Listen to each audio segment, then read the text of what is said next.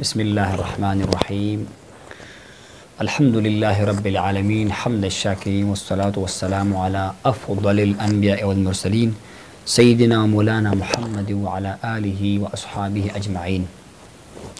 اللہ تبارک و تعالیٰ کا لاکھ لاکھ شکر ہے کہ ایک مرتبہ پھر ہمیں رمضان المبارک کی مبارک مہینے کی آمد کی سعادت اور اس میں عبادات کرنے کی توفیق حاصل ہو رہی ہے۔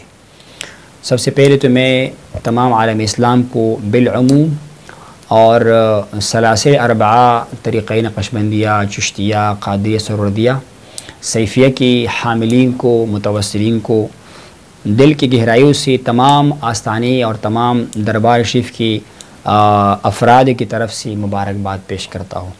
اللہ تبارک و تعالیٰ یہ مبارک مہینہ ہمارے لیے بخشش کا، مغفرت کا اور رحمت کا باعث بنائے۔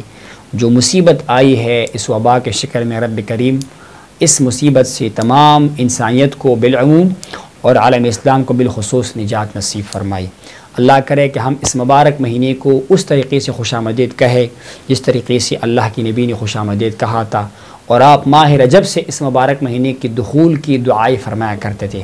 اللہم بارک لنا فی رجب و شعبان وبلغنا رمضان، کہ یا اللہ ہمیں رمضان کے مہینے تک پہنچا دے، اس میں داخل فرما دے۔ تو الحمدللہ اللہ نے ہمیں اس عادت ایک بار پھر نصیب فرمائی ہے۔ ہم اس میں روزہ بھی رکھے، صرف زبان کا پیٹ کا روزہ نہ رکھے بلکہ ہم دل کا بھی روزہ رکھے، نظروں کا بھی روزہ رکھے، تقویٰ کا بھی مظاہرہ کریں اور ہم شریعت کی پابندی کریں، ہم اپنے قلب کی جو ہے نگہداشت کریں حضور کے ساتھ، جمعیت کے ساتھ، اور اسی طرح ہم قرآن کو پڑھے، اس کو سمجھے۔ الحمدللہ یہاں استانے پر، دربار شریف پر، باہر بھی جو ہے وہ قرآن پاک کا ترجمہ تفسیر جاری ہے، اور الحمدللہ گھر میں بھی جو ہے وہ مستورات کے لیے بھی قرآن پاک کا ترجمہ اور تفسیر جو ہے وہ جاری ہے۔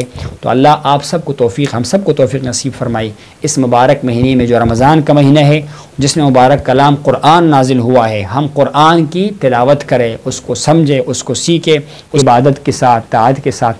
تو اللہ ہمیں توفیق نصیب فرمائے، اس مبارک مہینے کے برکات سے مستفید ہونے کے توفیق نصیب فرمائی۔ وآخر دعوانا ان الحمد للہ رب العالمین۔